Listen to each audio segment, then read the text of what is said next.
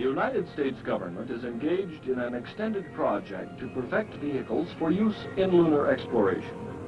Designs for a Lunar Scientific Survey Module, or LSSM, are fairly well advanced by NASA-contracted corporations, and work continues on refining their configurations.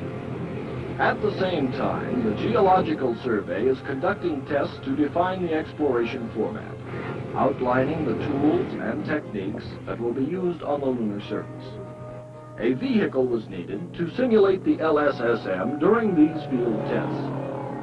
A vehicle which would conform to many of the constraints of the proposed lunar modules, but which could operate in a variety of terrestrial landscapes. Furthermore, it should be constructed out of standard automobile parts so that repair and maintenance would be minimal problems in the shop or in the field.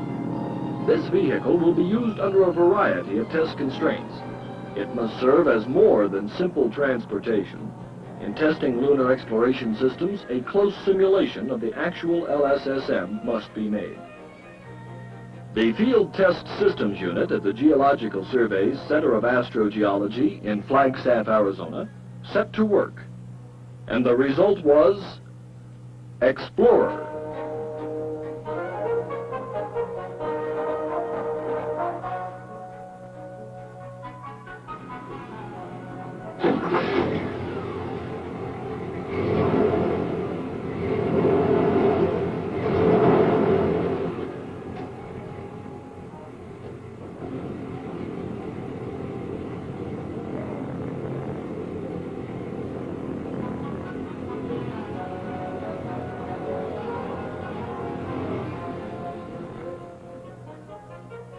In November 1966, R.A. Mills began the design of the vehicle based on the requirements of the Surface Planetary Exploration Branch.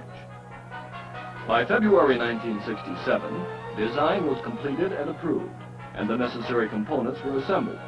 Construction began with the assembly of the engine and gear train, all provided through government supply agencies. The frame, equipment housings, and steering control systems were then built and installed on the vehicle. By May, construction was complete, and Explorer was ready for field testing. While the Explorer is not at all meant to be a lunar prototype, the general configuration that is expected on the LSSM is here incorporated in a relatively inexpensive and easily repairable vehicle. It is 14 feet long, has a wheelbase of 120 inches, and ground clearance of 22 inches.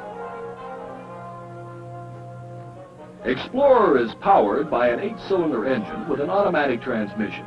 It is capable of 2 different gear ranges, but is always operated in low range during field tests.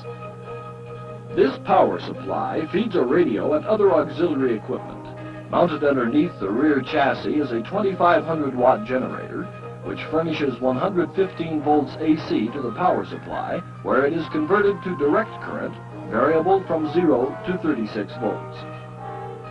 The control panel next to the driver contains a speedometer and various indicators. All the control wires terminate in a 24-pin quick disconnect plug, so that the entire unit may be removed for repair or modification. The test subject, simulating an astronaut, sits at one end of the vehicle. Once he is seated, the step is raised by electric motors and becomes a footrest. The footrest and control configuration were designed to allow for the constraints of a suited test subject.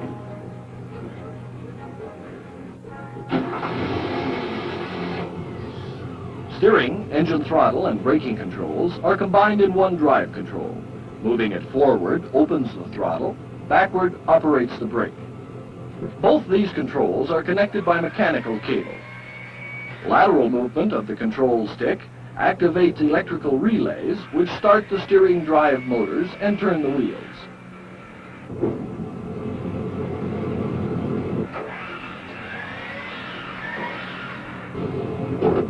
The transmission control is to the driver's left and is easily operated from the sitting position. It has 3 speeds forward and 1 reverse. Explorer has several advantages over vehicles previously used in lunar exploration testing. It is constructed from standard automobile parts, which allows easy repair of moving parts. It also surpasses previous vehicles in mobility in a variety of terrains.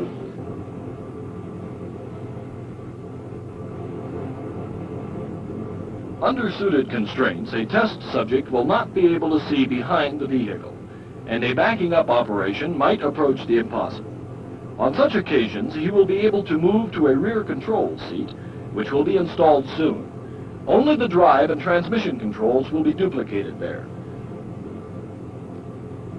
This second drive control will be connected in parallel with the main control at the front. Once the vehicle is in a maneuverable position, the test subject would return to the front control seat. Another proposed addition is a remote control connected either by cable or radio link. Such a control could be used when the operator considers riding the vehicle in steep terrain would not be safe. An alternate method of steering is available by inserting a steering wheel into a socket in front of the driver.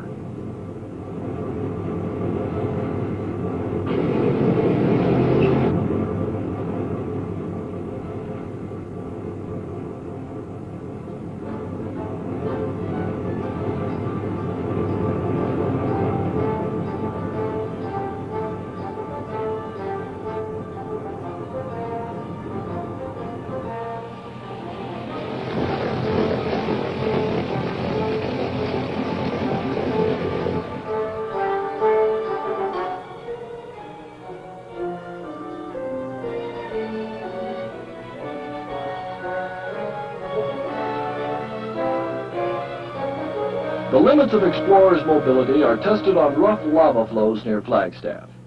The surface here is uneven and irregular, composed of sharp, jagged lava blocks. Current analysis of lunar photographs suggests that portions of the moon's surface may have these same characteristics. Explorer has proved itself as a valuable lunar exploration testing vehicle. It is relatively inexpensive, it is easy to repair, and its operation is easily learned. After a 5-minute checkout, a driver can take the controls himself. In 1/2 hour, he can perform most maneuvers, and at the end of 1 hour, he is fully competent at controlling the vehicle.